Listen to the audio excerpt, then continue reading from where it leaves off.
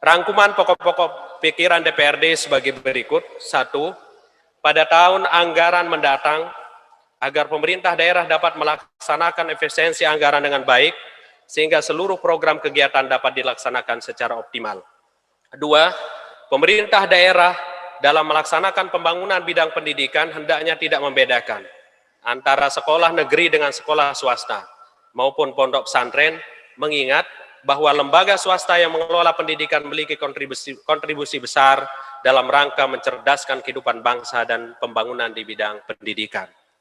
3. Agar pertumbuhan ekonomi terus dapat ditingkatkan, hendaknya pemerintah daerah mampu memanfaatkan kekayaan sumber, peningkatan produksi dan produktivitas hasil pertanian tanaman pangan, peternakan, perikanan, perkebunan, dan kehutanan, serta mampu menarik investasi baik yang berasal dari dalam maupun luar negeri. 4. Pembangunan bidang infrastruktur sipil daerah yang telah dilaksanakan oleh pemerintah daerah perlu ditingkatkan lagi. Namun demikian, hal terpenting dari pembangunan bidang aparatur sipil pemerintah daerah adalah peningkatan profesionalisme SDM, baik secara kuantitas maupun kualitas. 5.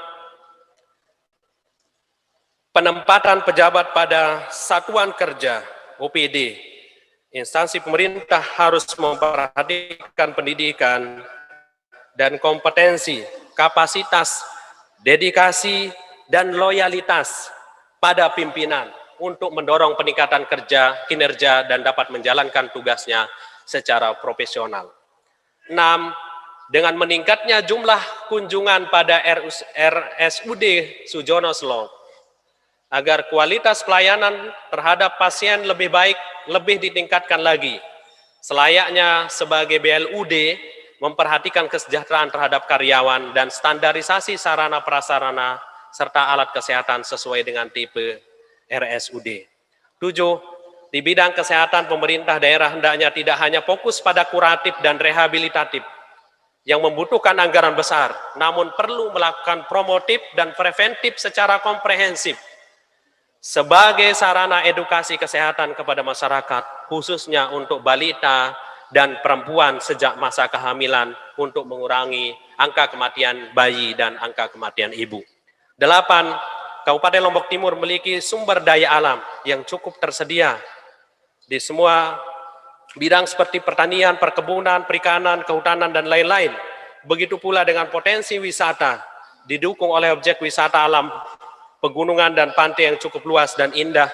Jika semua potensi yang ada mampu digali dan dikembangkan serta mendapat perhatian dari pemerintah daerah secara menyeluruh, maka akan terwujud masyarakat yang sejahtera, lahir dan batin, adil, sesuai dengan harapan dan cita-cita kita bersama.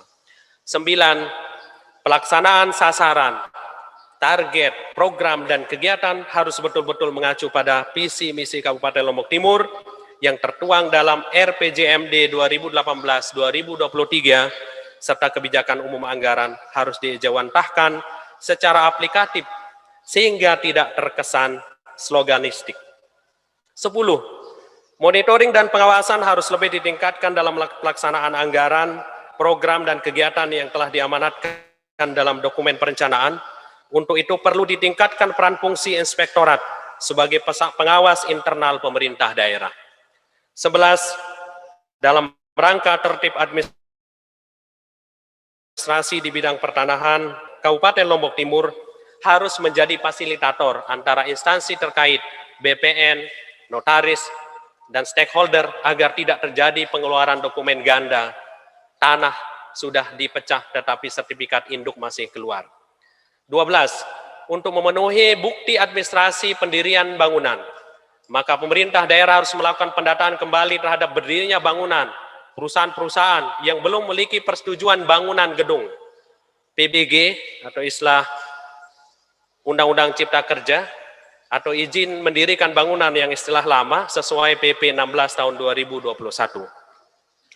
13. Pemerintah daerah harus lebih meningkatkan pengawasan terhadap koperasi-koperasi simpan pinjam yang mengenakan bunga lebih dari ketentuan perbankan.